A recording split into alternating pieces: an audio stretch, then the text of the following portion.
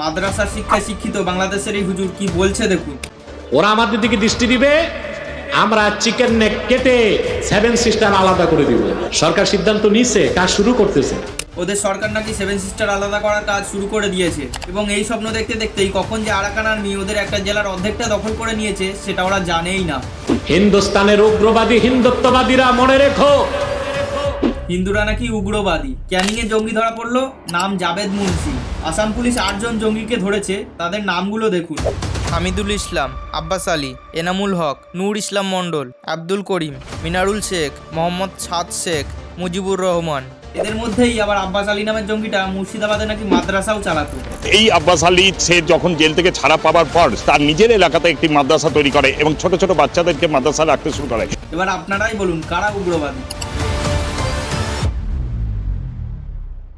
কথায় আছে গাধার হাতে রাজ্য ভার দিলে সেই রাজ্যের ধ্বংস নিশ্চিত। কথাটা একদম ঠিক।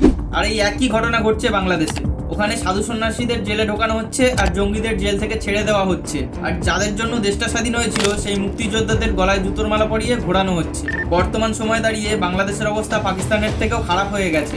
সবাই চায় তাদের দেশ আরও ডেভেলপ করুক, অন্যান্য দেশের থেকে আরও এগিয়ে যাক, কিন্তু বাংলাদেশ এমন একটা দেশে পরিণত হয়েছে তারা চায় তাদের দেশ আরও 10 বছর পিছিয়ে যাক, ধ্বংস হয়ে যাক দেশটা।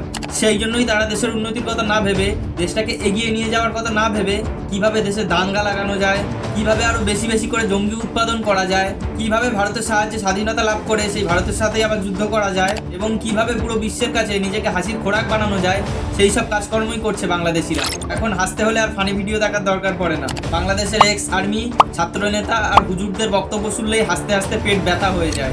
মন খারাপ থাকলে একবার শুনে দেখবেন, তাহলেই বুঝবেন। আপনাদের অনেকগুলি দেশের অর্থনীতি নির্ভর করে বাংলাদেশের উপর। ওরা যে কত বড় গাধা সেটা আমার এই কথাটা শুনলেই বুঝতে পারবে। যাদের মদতে ওরা ভারতকে যুদ্ধের জন্য চ্যালেঞ্জ করছে, চীন ও পাকিস্তান। এখন চীনও সরে গিয়ে ভারতের পাশে দাঁড়িয়েছে, বাকি রইল পাকিস্তান।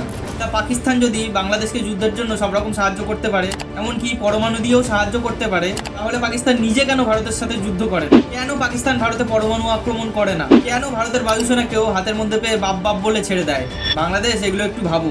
যারা তোমায় বাড়ি তুলছে তারাও জমের মতো ভয় পায় ভারতকে। তুমি তো এখনো বাচ্চা। যখন সত্যিই যুদ্ধ বাঁধবে তখন কোনো বাবা পাশে থাকবে না, ভুগতে হবে তোমাদেরকেই। ইউনুস তো কিছু হলেই আমেরিকা চলে যাবে, কিন্তু তোমরা কোথায় যাবে ভেবে দেখেছো কখনো?